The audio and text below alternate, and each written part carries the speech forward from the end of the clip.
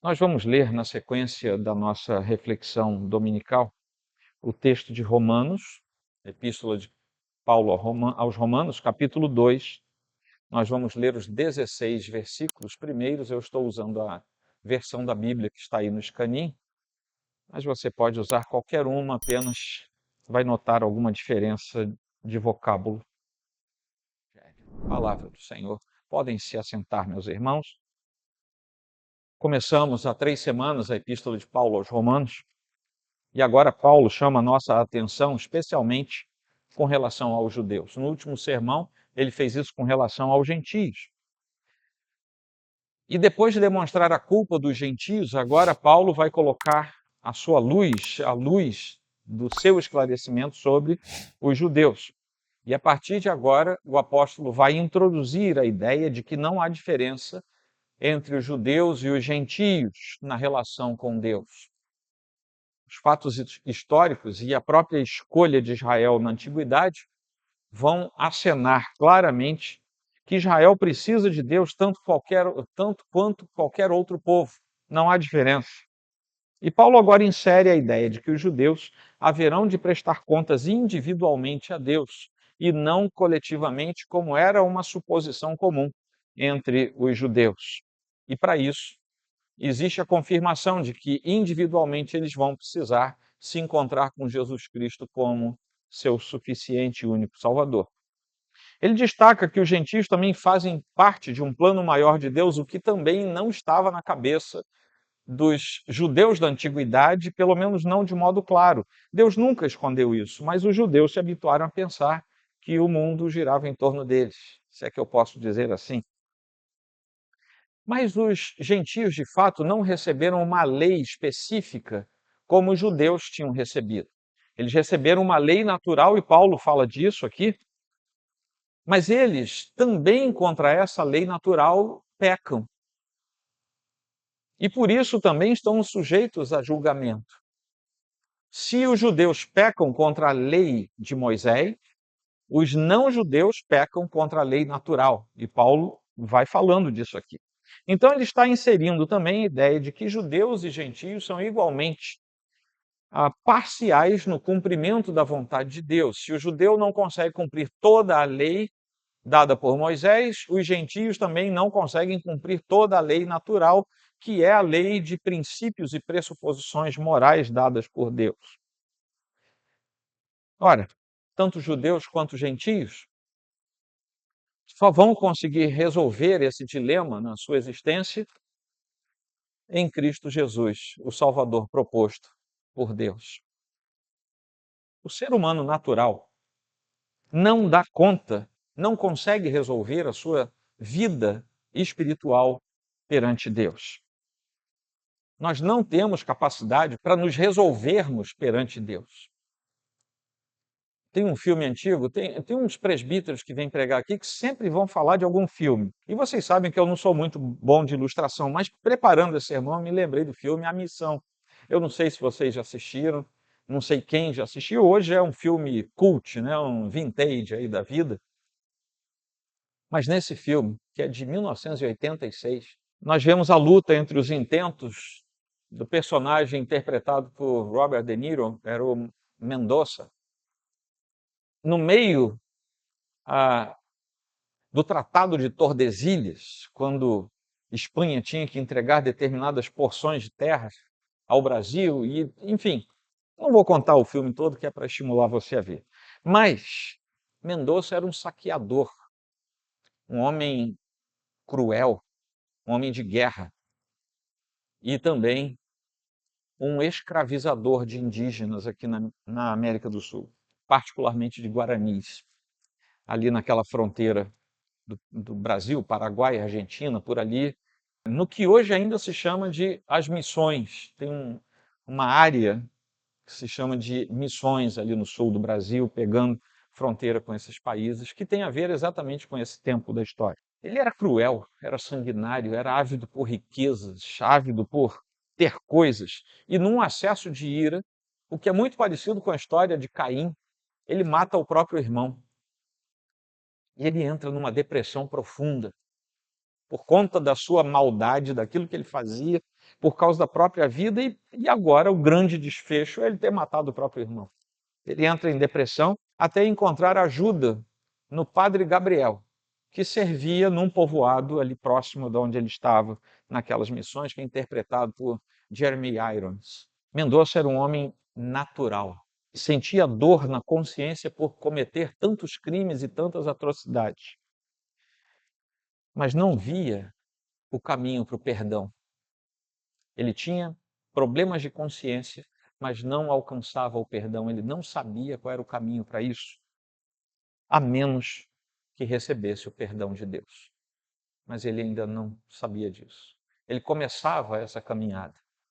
E aqui eu vou fazer um plim-plim e vamos voltar para o texto bíblico. Porque nos primeiros 5 versículos nós vemos que, tirando o foco do que ele tinha falado no capítulo 1, principalmente a partir do versículo 18, agora Paulo coloca a luz sobre o julgamento dos judeus. Nos primeiros 5 versículos ele vai tratar disso. E ele começa com por isso o quê? O que Paulo tinha acabado de escrever, principalmente do versículo 18 ao 32, que foi o objeto do sermão da semana passada. É como se ele quisesse dizer: você que sabe das abominações que os gentios têm feito e quais são os resultados disso, e faz as mesmas coisas, você não tem direito de falar nada. É como se Paulo estivesse dizendo isso para os judeus.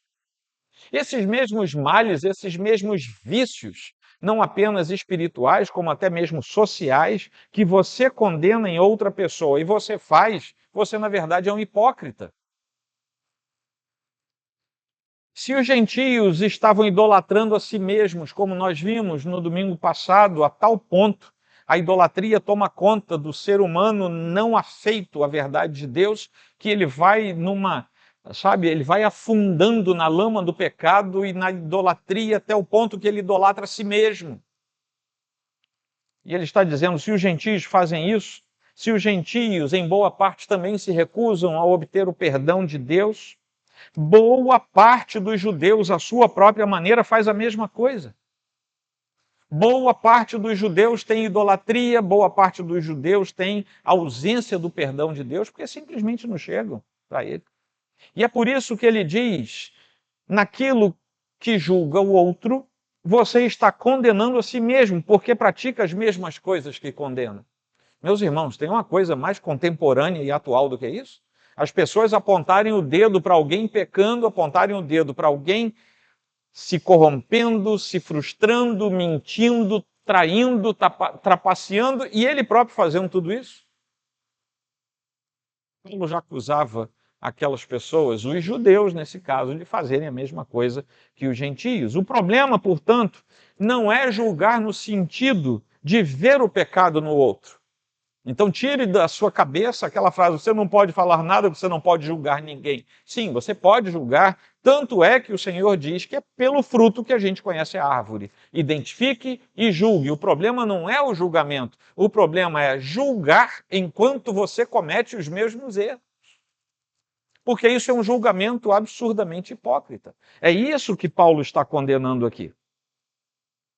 O juízo hipócrita que o moralista faz dos seus iguais, dos seus pares, não o isenta do verdadeiro juízo de Deus.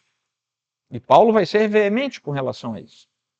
Ora, a chave para a compreensão desse primeiro trecho é prestarmos atenção claramente nos 2 grandes pecados de Israel contra Deus ao longo da sua história: a idolatria e a injustiça. Se tem 2 pecados que foram veementemente condenados pelo Senhor ao longo da história da redenção, quando estamos falando da antiga aliança, são idolatria e injustiça. Primeiramente, pelo fato de Israel ter pecado contra Deus todo o tempo. Isso abriu a guarda espiritual do povo de Deus para abraçar ídolos. Quantas vezes você lê no Antigo Testamento algum momento em que Deus manda parar tudo, vamos renovar a aliança? Fulano tira o ídolo da sua casa, fulano tira o ídolo Da onde é que apareciam aqueles ídolos? Se o ídolo tinha sido posto para fora, como é que uma ou duas gerações depois Deus tinha que fazer o mesmo expurgo de ídolos? Porque o povo voltava a se aproximar da idolatria e assim também voltava a se aproximar da injustiça. Quantas vezes Deus ordena que profetas falem contra a injustiça no meio do povo de Deus? E Paulo está dizendo como é que vocês têm coragem de falar da idolatria dos gentios e da injustiça dos gentios, se ao longo de toda a vida vocês, israelitas, como eu, fariseu de fariseus, também fizemos isso. Deu para entender? Não é perceber o problema e o pecado do outro, mas é apontar o dedo enquanto você faz a mesma coisa. Isso é hipocrisia. Paulo realmente aqui está nivelando todo mundo por baixo. A régua é baixa e ele nivela todo mundo por baixo por causa do pecado. Gentios e judeus, que muitas vezes ele chama os gentios de gregos aqui. Gentios e judeus, vocês não valem nada. Vocês estão lá por baixo porque o pecado fez com que vocês fossem idólatras e injustos. Fora os outros tantos pecados que ele não está mencionando aqui. Deus continua a condenar veementemente a idolatria. E ele começa pelos judeus e vai para os gentios. Assim também a injustiça. Deus é santo e é totalmente justo. E quando ele escolhe um povo e vê esse povo praticando o contrário do seu caráter perfeito e justo, ele se ofende, ele fica indignado, porque nós fazemos o contrário do que ele nos deu a fazer. Mesmo assim, o povo judeu entendia que, por ser judeu, não seria alvo do julgamento de Deus. Eles entendiam que, por terem sido chamados por Deus, eles estavam acima de todos. Por serem judeus, eles já estavam preservados e salvos. Meus irmãos, tem um monte de crente porque tem uma carteirinha de igreja com... A gente nem tem carteirinha aqui na igreja, né? Mas tem um monte de igreja que tem carteirinha, vocês estão no hall de membros, tem um monte de gente que, porque acha que está no hall de membros, está acima do juízo justo e perfeito de Deus. Não está. Assim como o judeu não estava, nós também não estamos.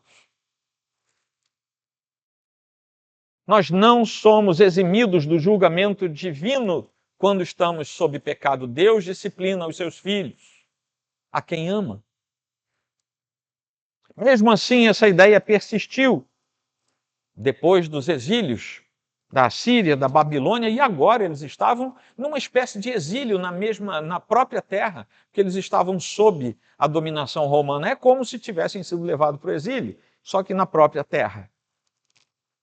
E eles estavam totalmente fora do projeto e do plano de Deus. Aquela igreja em Roma era uma igreja que tinha passado por um silêncio pastoral, porque todos os judeus tinham sido expulsos de Roma. Eu falei isso para vocês no primeiro sermão da série. E agora estavam voltando. E Paulo precisava fazer um amálgama entre os que permaneceram fiéis, que eram todos gentios da igreja de Roma, e os judeus que estavam voltando. E ele precisava fazer com que houvesse paz e harmonia doutrinária também dentro da igreja de Roma. Desprezar a bondade da riqueza e acumular ira para si mesmo não é uma coisa que seja inteligente. Isso aparece nos versículos 4 e 5. E isso acontece pela falta de arrependimento. Deus alerta quanto ao pecado. Se não houver arrependimento, existe o peso do juízo de Deus. Aqueles que são impenitentes para a sua própria destruição, os que são seus filhos para a sua disciplina. Por isso, mediante o pecado, Deus os entrega a juízos e exílios, como nós vemos ao longo da história. Mas há esperança para Israel, porque se os judeus se arrependerem, terão um relacionamento restaurado com Deus, e fica implícito aqui no texto que isso acontecerá se Israel aceitar Jesus como seu Messias prometido. Está lá no capítulo 11. Paulo vai pegar esse assunto de volta. A partir do versículo 27, ele vai fazer uma conexão com este ponto e vai mostrar que os judeus têm solução, mas precisam de Jesus Cristo. Quando a gente chega ao versículo 6, nós vamos ver o julgamento da parte de Deus e como Deus trata disso de modo absolutamente imparcial. Se Israel é idólatra e injusto, ao julgar os gentios, acumula mais um pecado, que é a hipocrisia. E Paulo não passa a mão na cabeça. É por isso que Deus retribuirá a cada um segundo as suas obras, numa referência que Paulo faz claramente a Deuteronômio, entre 27 e 30, mas particularmente o capítulo 30, quando eles estão diante da vida e do bem, da morte e do mal. E Deus lá atrás, em Deuteronômio, fala para o povo, vocês têm que escolher, ou vocês querem a bênção ou vocês querem a maldição. E Paulo volta a dizer, é isso que a gente tem que fazer, a gente tem que estar diante de Deus de modo correto, abominando a idolatria, abominando a injustiça, deixando de lado a hipocrisia e prendendo-se àquilo que Deus nos dá como retorno e resposta à nossa vida. A mensagem nesse trecho, de 6 até 11, é muito simples. E tem uma figura que a gente estuda para analisar o texto, que a gente chama de quiasmo. Parece um nome de doença, né? Doença respiratória, não parece? Mas não é não. É uma figura pela qual se arruma o texto para a gente entender melhor. Do versículo 6 até o versículo 11, e o quiasmo vai e volta no assunto, a fim de nos fazer perceber melhor. Deus julga de modo imparcial. Isso aparece no versículo 6. Depois, no versículo 7, ele vai falar daqueles que fazem o bem e que terão a vida eterna. Quando chegamos ao versículo 8, os que praticam o mal sofrerão a ira e a indignação. Fomos. Agora vamos voltar. Porque no versículo 9, os que praticam o mal sofrerão tribulação e angústia. No versículo 10, que é a parelha do versículo 7, os que fazem o bem terão a vida eterna. E encerra no versículo 11 dizendo que Deus julga de modo imparcial. Então ele fala a mesma verdade indo e vindo para a gente poder perceber aquilo que ele queria dizer. E aqui entra algo muito curioso para uma epístola que reforça a obediência pela fé, que reforça a ideia da justificação apenas em Cristo Jesus. Porque o juízo de Deus, segundo Paulo introduz aqui, será baseado nas obras do homem, mas não em seus conceitos éticos. Esse trecho está dizendo isso. As obras vão ser alvo da percepção de Deus, mas não as obras segundo os seus próprios princípios éticos. Essas obras às quais Paulo se refere não são as obras do homem natural. As obras de Mendonça, lá nas missões, não entram na conta de Deus porque aquilo é abominação diante do Senhor. As nossas obras naturais e pecaminosas, se forem analisadas por Deus, vão ser para o nosso juízo. Paulo não está falando dessas obras, porque tanto gentios quanto judeus praticam as suas obras, e essa é a tese de Paulo, de modo tanto idólatra quanto injusto. Não há obra suficiente para ser pega por Deus e transformada em algo bom para nós. E por que ele fala então sobre isso? Começa com o fato de que, ao analisar as nossas obras, o coletivo desaparece e cada um, como indivíduo, vai ser posto diante de Deus. As obras são individuais, não são coletivas.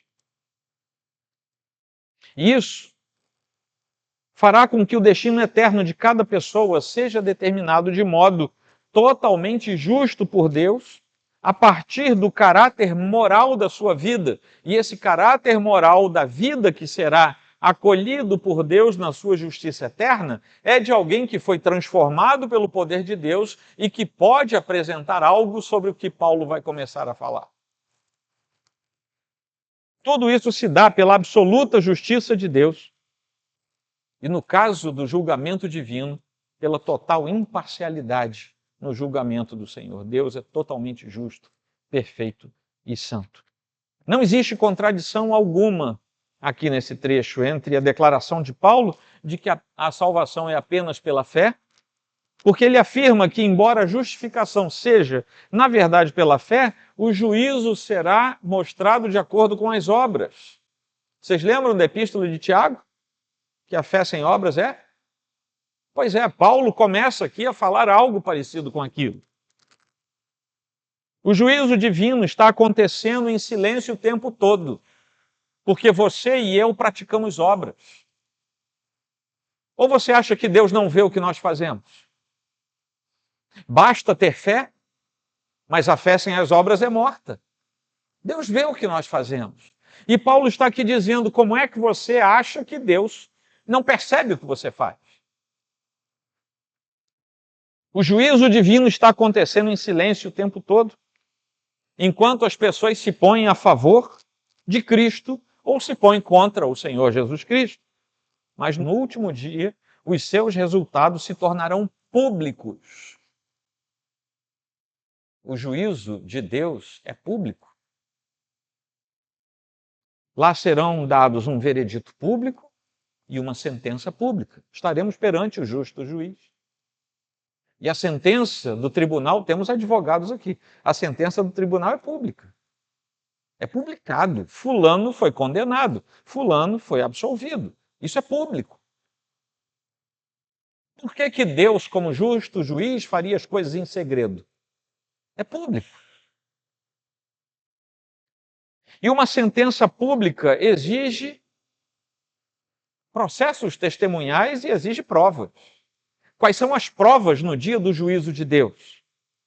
São as nossas obras. São as nossas obras. O que fizemos e o que nos viram fazer. A presença ou ausência da fé salvífica em nosso coração será revelada naquele dia pela presença ou ausência de boas obras de amor em nossa vida para com Deus, a partir dos princípios do próprio Deus. As nossas obras não nos salvam, mas elas identificam a nossa salvação. Amém, queridos? Vamos para o último trecho, versículos de 12 a 16. Porque os gentios também voltam a ser lembrados por Paulo aqui. O fato de que o julgamento de Deus será justo, conforme aquilo que tivermos feito, e imparcial entre judeus e gentios, essas são as duas primeiras teses desse trecho, é desenvolvido por Paulo em relação à lei mosaica. O juízo de Deus reflete o montante da revelação que individualmente foi recebida. Isso nos leva a compreender que o tipo de revelação que alguém possui determina o critério do seu julgamento. Mas o conhecimento se torna uma base inadequada da esperança perante Deus, porque ele exige obediência. Então Paulo começa a amarrar vários assuntos, e olha que ainda estamos no começo da carta. Ele começa a amarrar vários assuntos. Em outras palavras, aqueles que receberam conhecimento devem colocar o seu conhecimento em prática. E isso faz com que o princípio de obedecer por fé seja trazido à tona. Então, a resposta do coração ao tipo de revelação recebida também determina o resultado do julgamento de alguém, independentemente de sua raça ou origem. Tanto faz ser judeu ou gentio, tanto faz ser judeu ou grego, aqui na linguagem paulina. E Paulo destaca que a lei natural e a lei mosaica às vezes até se cruzam. Quem aqui não conhece uma pessoa que não é cristã, que nunca traiu a mulher, nunca roubou ninguém, nunca matou ninguém, pessoa de boa índole? Quem não conhece? É bom a gente poder ver, puxa vida, fulano ou fulana tem uma vida ilibada. Ninguém levanta, sabe, uma acusação contra eles. Ainda tem um crente descuidado que fala assim, só falta aceitar Jesus. Ou seja, falta tudo. Mas ele tem uma lei moral entranhada em si que ele consegue obedecer, ele consegue seguir. Essa lei moral vem da lei natural de Deus, vem da revelação geral, vem da graça comum do Senhor, que inocula em nós um princípio de obediência a determinados regulamentos. Tanto faz você ser brasileiro, americano, angolano, russo, você sabe que assassinar alguém a troco de nada é errado. De onde vem isso? Isso vem da lei natural. Isso vem da lei moral implementada por Deus na nossa raça. Não tem nada a ver com cultura específica.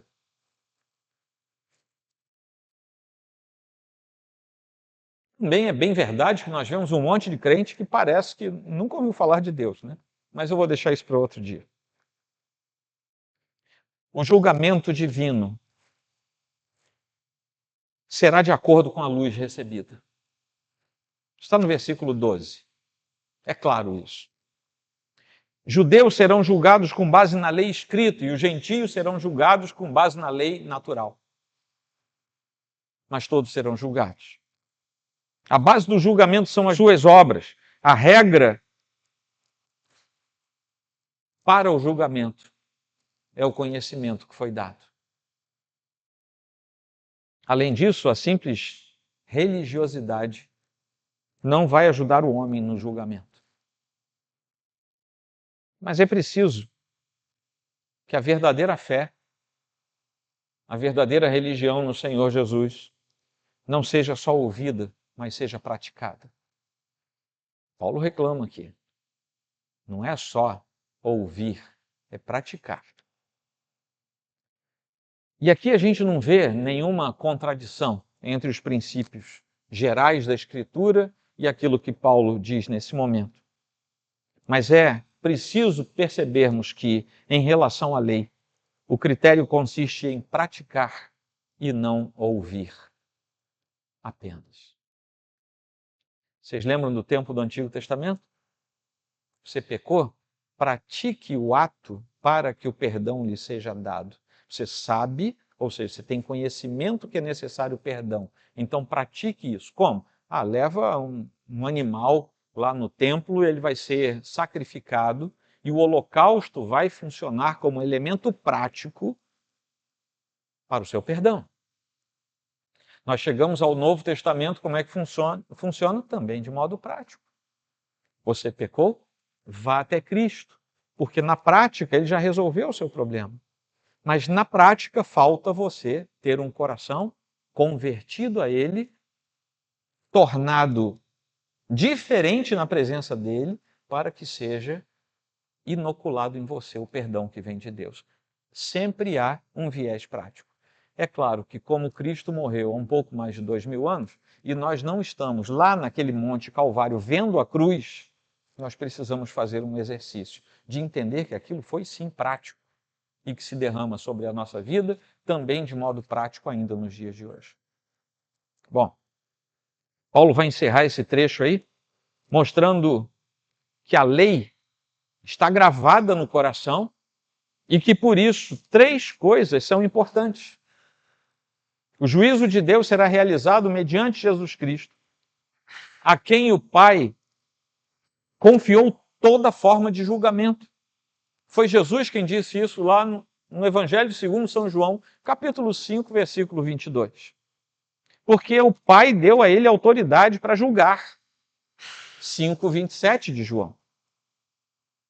Paulo também garante, como segundo ponto, que o juízo de Deus abrangerá, preste atenção, o juízo de Deus abrangerá o segredo das pessoas. Vai ter um monte de gente arrepiada agora, porque o versículo 16 nos diz claramente: no dia em que Deus, por meio de Cristo Jesus, foi a primeira parte que eu falei, julgar os segredos das pessoas, você que passa a vida toda se escondendo por trás dos seus pecados, fingindo que é santo, saiba que um dia, no justo juízo público de Deus, os seus segredos serão julgados. Cuidado. É melhor resolver agora. Terceiro ponto é que ainda nesse versículo ele completa dizendo, de acordo com o meu evangelho. O juízo de Deus é parte integrante do evangelho. Por que existe evangelho? Por que existe chamada a Cristo? Por que existe salvação? Haverá juízo. Essa é a pregação do evangelho.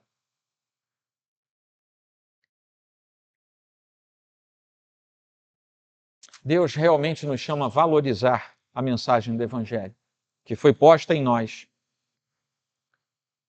como a força pela qual nós somos livrados de todos os males e da ira vindoura, e não apenas como aquilo que nos poupa de tristezas, angústias, medos, culpas. O Evangelho não é um chamado para você se sentir bem. O Evangelho é um chamado para você conhecer Cristo como seu único e suficiente Salvador. Por causa disso você se sente bem. Esse é o chamado secundário. O chamado primário é do encontro com Cristo para sermos salvos. Se você ouve por aí uma pregação, você é muito bonito, você tem que ser rico, você isso, você aquilo, isso é coach. Isso não é pregação do Evangelho.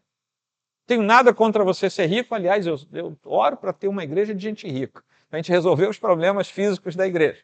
Mas, bom, seja rico e seja fiel ao Senhor, né? O problema não é esse. O problema é que esse não é o apelo do Evangelho. O apelo do Evangelho é o conhecimento de Cristo para chegarmos perante o Senhor de modo correto. É para vivermos perante o Senhor de modo santo. Esse é o apelo do Evangelho. Para isso Cristo morreu. O resto é consequência, direta ou indireta, de nós encontrarmos Cristo Jesus. Amém, queridos? Se a gente fizer o contrário, a gente vai baratear e banalizar o Evangelho. Aí a gente vai ver por que tanta coisa estranha acontece naquilo que a gente chama de igreja evangélica brasileira. Não vou nem falar de ninguém, só vou falar de igreja evangélica, para a gente falar da gente. Eu gostaria de fazer algumas conclusões e aplicações com vocês. A primeira delas, claro, com base no texto. A primeira delas é que professar uma fé sem a praticar não impressiona Deus. Deus não se impressiona com a gente. Você acha mesmo que Deus, perfeito, santo, todo-poderoso, vai ficar impressionado com Joel? De jeito nenhum.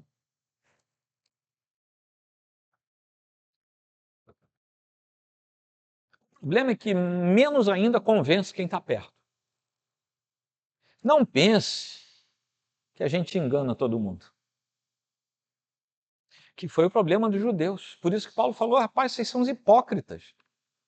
Vocês estão condenando os gentios porque eles são idólatras e são injustos? Pois vocês também são idólatras, são injustos e ainda por cima são hipócritas.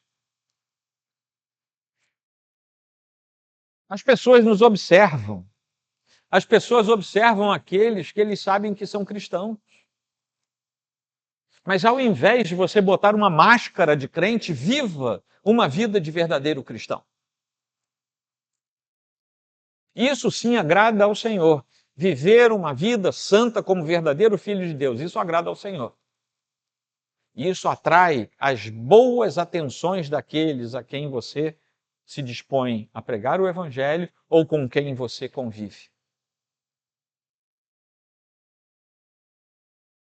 A forma como nós vivemos deve reforçar a profissão de fé que nós fazemos, para não sermos chamados também de hipócritas. Paulo acusou os judeus e não foi à toa que nós não sejamos acusados de hipocrisia. Amém? Essa foi a primeira conclusão a que chegamos. A segunda é que no dia final de prestação de contas, toda a verdade será manifestada. Isso é reconfortante, meus irmãos. É assustador para alguns, mas é reconfortante. Porque nós sabemos que não há fingimento, hipocrisia ou incoerência que será capaz de enganar o justo juiz. Pode enganar a gente, a ele não. Mas a graça de Deus, hoje, pode ultrapassar a hipocrisia, a incoerência, a idolatria, a injustiça, e pode nos guiar ao arrependimento sincero e resultar numa caminhada cristã que seja verdadeira, real e digna do nosso Deus. Meus irmãos, eu estou falando para crente. Se você não é crente, estou falando para você também. Mas eu estou falando para crente. Sabe por quê? A pessoa que não é cristã, ela está tomando conhecimento de Cristo. Ela talvez tenha o conhecimento natural. Está talvez hoje tomando conhecimento de Cristo como Salvador. Mas se você é cristão e vive como se não fosse, o tempo vai chegar e o dia vai se aproximar. Ainda é dia para nós nos arrependermos. Amém? Essa foi a segunda. Terceira, o homem carrega em si mesmo a intenção de fazer a sua própria vontade. Quem não quer fazer a própria vontade? O homem quer ser autônomo. Não é você que é advogado, médico, não é isso não. Autônomo no sentido de ter a própria lei, dedicar-se a ter a sua própria direção de vida sem se importar com aquilo que está ao seu redor.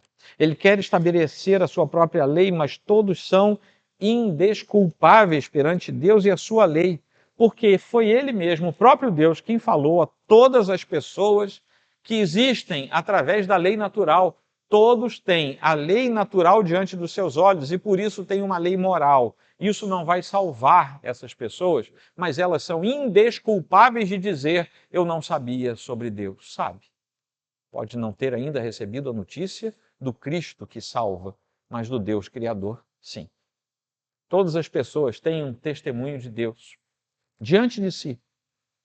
Só que a igreja é convocada e comissionada a dar testemunho público desse evangelho que liberta. A igreja não pode se calar. Porque se a igreja se cala, ela se torna réu da acusação da Escritura, como os judeus foram diante de Paulo. A igreja que emudece o evangelho, a igreja que perde a função de atalaia perante o mundo, é uma igreja que tem que ser acusada de hipócrita. Para isso, meus irmãos, cada crente precisa professar e praticar a mesma coisa. Faça o que você fala, que é a sua fé, e pregue o evangelho genuíno do Senhor. Amém? Isso foi a terceira. Só faltam duas. Quem espera ser totalmente aceito por Deus no dia final, com base na obediência à lei, precisa cumprir 100% da lei. Isso é um problema, porque ninguém consegue cumprir 100% da lei.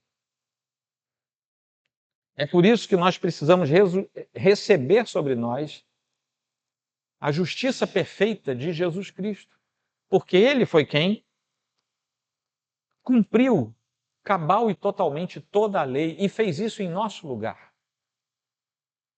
Nós não conseguiríamos fazê-lo e Ele fez por nós.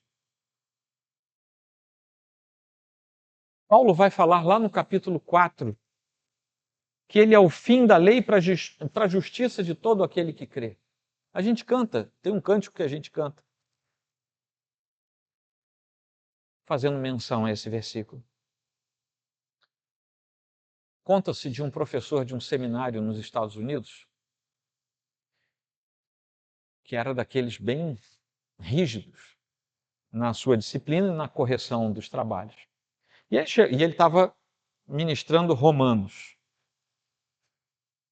Então, ele chegou para os alunos, a turma cheia, e falou assim: vocês preferem fazer a minha prova?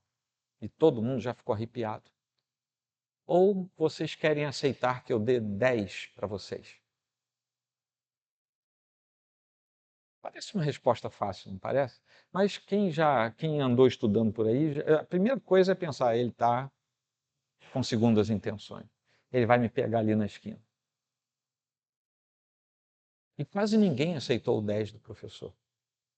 Quase todo mundo quis fazer a prova e foi difícil. E quase todo mundo foi reprovado. No final do curso, o professor teria dito o seguinte: eu queria colocar em prática Romanos com vocês. Eu queria mostrar para vocês o que é graça na prática. Vocês não aceitaram. Mas não é assim que a gente faz até hoje? O Senhor nos dá graça e a gente não aceita. A gente quer fazer por nosso próprio esforço. A gente quer construir a santidade e não recebê-la. A gente quer construir a salvação ao invés de ir até o pé da cruz. Nós não cremos na bondade graciosa de Deus como deveríamos crer. E a gente quer se salvar por nossos próprios esforços. E aí a gente confunde graça, fé e obras. E a gente pode ter a impressão que Paulo está falando uma coisa estranha, que Tiago também falou uma coisa estranha. Amém, queridos? Lembram do Mendonça? Lembram do Gabriel, que eu falei lá no começo? No auge do filme, A Missão? Arrependido dos seus crimes e desejoso de se penitenciar por causa da sua vida de pecados e atrocidades, Mendonça começa a escalar as cataratas do Iguaçu. É uma das mais belas fotografias de filme, você merece ser visto por você. E ele começa a escalar várias vezes as cataratas, pela própria catarata, uma dificuldade muito grande. E ele levava em suas costas um fardo enorme, muito pesado, que lembra a gente do peregrino, né? Ele carregando, cristão carregando seu fardo, e aquele fardo que Mendonça carregava, cachoeira, catarata acima, era pesado porque ali dentro estavam as suas armas, que ele tinha usado para matar os outros. A armadura era algo muito pesado, e ele subia aquilo querendo se penitenciar por causa dos seus atos passados. Eram os símbolos do seu passado, armas, armadura, elementos de suplício que ele carregava nas costas subindo. Lá em cima, havia um grupo de índios guaranis olhando para ele lá embaixo, subindo naquela dificuldade toda. Eles observavam. E de início tiveram vontade de matar o homem. Eles conheciam. Lembra de Paulo? Acabou de se converter, todo mundo ficou com medo dele. Ué, mas ele não estava matando a gente? Prendendo todo mundo? Será que ele se converteu mesmo? E os guaranis olhando lá de cima e com vontade de matar Mendonça. Aquele homem sanguinário, cruel, merecia a morte sob um olhar humano, mas, ao contrário disso, simbolizando o perdão daqueles índios, quando ele chegou lá em cima, eles cortaram as cordas que prendiam aquele fardo pesado, aquilo caiu, sumiu no meio das águas, e ele se viu leve. Ele ficou tão feliz, tão aliviado com aquilo, que ele resolveu morar com aqueles indígenas. Foi morar, se mudou lá para as missões, foi morar lá, no meio da tribo. Estou contando quase o filme todo, né? Ele foi tocado pela bondade daqueles indígenas, mas existe aqui uma metáfora muito clara sobre o perdão, sobre o alívio do peso, sobre o pecado deixado para trás, até as águas que nos lembram do mar do esquecimento, onde os nossos pecados são lançados.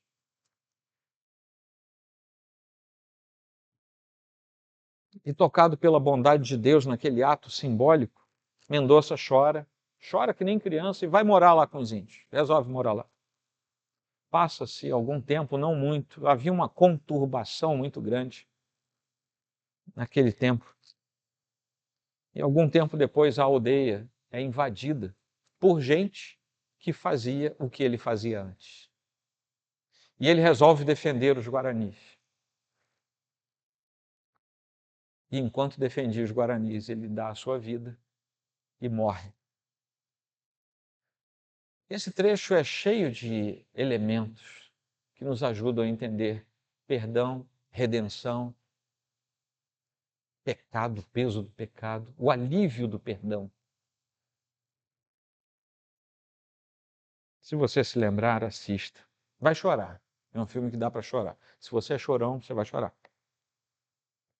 Mas vale a pena ver sob essa ótica. assim como Deus oferece o perdão para gentios e para gregos. Assim como Deus não passa, não alivia a culpa, nem de gentios e nem de judeus, Deus está dizendo para nós hoje: seu pecado precisa ser perdoado. Você não pode professar uma fé e fazer diferente. Você não pode ser hipócrita. E aí nós temos 2 convites nesta noite. Para nenhum deles eu vou pedir que você se manifeste, nem venha aqui à frente. Mas é coisa do seu coração. Se você entrou aqui sem conhecer Jesus, se você fez isso, se você não é um filho de Deus, aproveite o dia de hoje, esse início de noite, com essa palavra falando ao seu coração. E entenda que o seu passado não tem nenhuma importância diante de Deus, desde que o seu fardo seja cortado. E o fardo a gente deixa no pé da cruz. É Jesus Cristo.